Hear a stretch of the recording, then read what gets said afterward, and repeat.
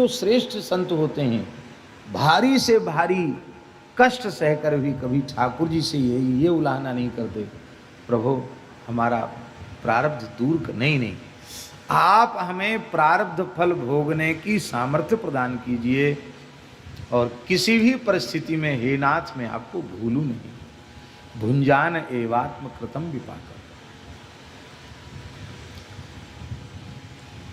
बोले शंकर जी, जब एक मथुरा से जब गिरिराज जी जाते हैं तो अड़ींग आता है। अड़ींग एक राधा कुंड होकर के गिरिराज जी जाते हैं, उसमें अड़ींग नहीं आता है। और इधर मथुरा से जाते हैं जब गोवर्धन, तो अड़ींग आता है। अड़ींग में एक कुंड है, कमल कुंड। पुरानी बात है, ये चरित्र हमें श्री मास्टर बाबा ने सुनाया था, परम पूज्य श्री रामदास जी महाराज। तो एक महात्मा रहते थे, बंगाली महात्मा थे, बहुत बड़े नाम जापक थे। ऐसी फटे पुरानी गुदरी ओढ़ के रहते और खूब भजन करते थे, वृद्ध थे, आयु भी खूब थी। और एक उनका शिष्य था, चेला था, वो भी ऐसा गुरुनिष्ठ था कि 24 घंटे गुरु जी की सेवा में तैयार, हमेशा।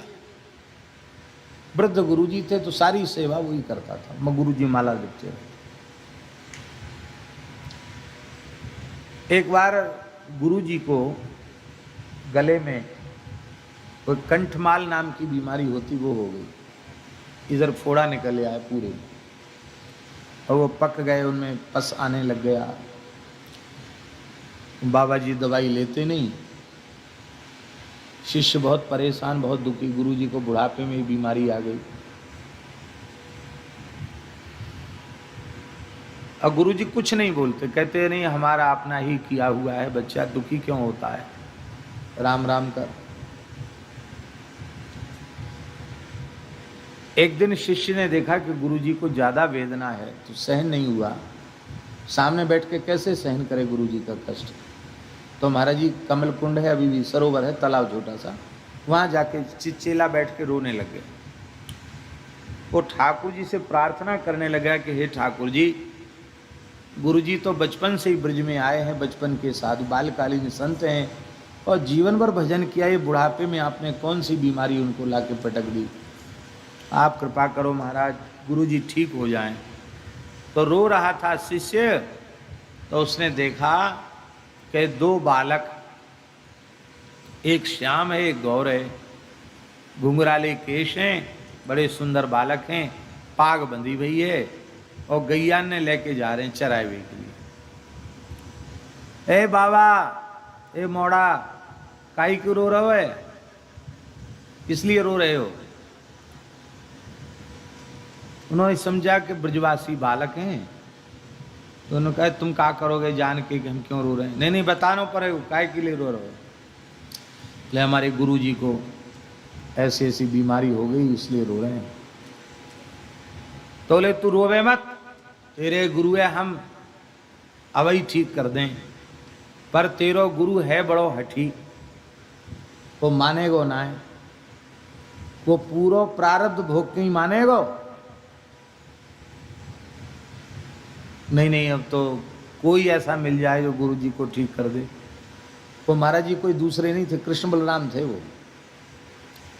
तो ठाकुर जी ने वहीं कमल कुंड के पास से एक लूखड़ी, एक जड़ी बूटी उठाई, और बोले इसको ऐसे ऐसे पानी में मसल देना, ऐसे जल लगा देना, रात को सोते समय गुरु जी के, साफ हो जाएगा, बीमारी खत्म। तो महाराज जी उनके गले में, उस शिष्य ने रात को पस पहुंचने के समय ही और लगा दिया, वो जड़ी बूटी वाला थोड़ा सा जल लगा दिया। सवेरे गुरुजी उठे तो उन्होंने देखा कि गायब, न फोड़ा न फोड़े का चिन्ह, बिल्कुल ठीक। तो जैसे किसी का कीमती कंठा खो जाए, वो परेशान हो जाए कि हमारी माला कहाँ चली गई, तो ऐसे ही वो कहने लगे, रे कहाँ गई भैया, कहाँ गई।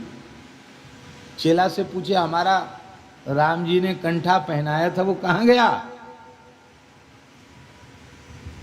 गुरुजी आप तो कंठा वंठा पहनते नहीं, खाली तुलसी कंठी आपके गले में। नहीं नहीं, वो जो फोड़ा निकले थे वो बीमारी कहाँ गई? सच्ची सच्ची बताओ। शिष्य ने कहा कि आपको कल बहुत अधिक वेदना थी, इसलिए हम चले गए थे आपके पास से, और ऐसे ऐसे रो रहे थे। 2 बालक मिले और उन्होंने एक जड़ी दे दी, उसी को जल के साथ लगाया, उसी से आपका बीमारी ठीक हो गई। गुरुजी बहुत नाराज हो गए, बोले तुमने हमारा यह जन्म तो नष्ट ही कर दिया। अब जो हमारा इस शरीर का प्रारब्ध बचा है उसे भोगने के लिए हमको द्वारा संसार में आना पड़ेगा, किसी मैया के गर्भ में जाना पड़ेगा। तुम्हारे जैसे मूर्ख शिष्य के द्वारा मेरी बहुत दुर्गति हुई है, हमारा ये जन्म नष्ट हो गया। अब तुमको दंड यही है कि तुम निकल जाओ यहां से, कभी मुंह मत दिखाना। शिष्य रोने लग गया, बोले महाराज चाहे जो सजा दे दो, दंड दे दो, पर अपने से दूर मत करो, अपने चरणों से दूर मत करो, मैं आपके बिना रह नहीं सकता। प्रायश्चित बताओ। बोले प्रायश्चित यही है कि हमारा कंठा फिर से वापस दिलाओ, हमारी बीमारी फिर से हमारे पास आवे तो तुम रह सकते हो, नहीं नहीं रह सकते हो हमारे पास। अब शिष्य को निकाल दिया, बेचारा फिर चला गया। अब मन में और सोचे कि गुरुजी उठ तो पाते नहीं, चल पाते नहीं, सारा तो पराधीन है उनका जीवन, इतने वृद्ध हैं और हमको और हटा दिया। अब इनकी कौन देख रेख करेगा, कौन सेवा करेगा इनकी? बहुत दुखी हो गया, बहुत रोने लग गया कि प्रभु ये दुख हमसे, हम तो मर ही जाएं सोई अच्छा। तब तक फिर भगवान कृष्ण बलराम गैया चराते हुए वहां से, ए बाबा अब काई को रो रहे? तो फिर पूरी बात बताई उन्होंने। बोले हम तो कल ही कह रहे कि तेरो गुरु बहुत हठी है, मानेगो नहीं, फिर ते कंठा पहरेगो, अब बोल तेरी क्या इच्छा है? बोले हम गुरु जी को तो छोड़ नहीं सकते और शिष्य सेवा करना हमारा धर्म है। अब गुरु जी की आज्ञा है कि हमारा कंठा फिर से वापस दिलाओ। तो ठाकुर जी ने फिर एक लुकड़ी उठाई, बोले कमंडल के पानी में घोर के गुरु जी को लगा दो, कंठा वापस आ जाएगा। बोलो भक्तवत्सल भगवान की।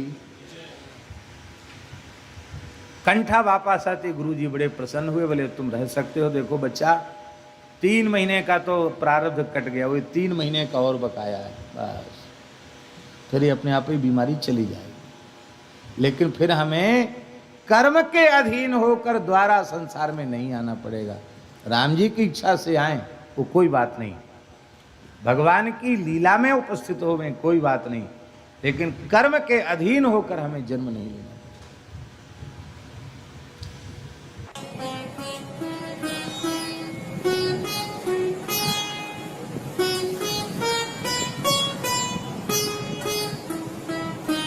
श्री सीताराम प्रतिदिन सत्संग एवं दर्शन के लिए श्री महाराज जी के ऑफिशियल चैनल को जरूर सब्सक्राइब करें।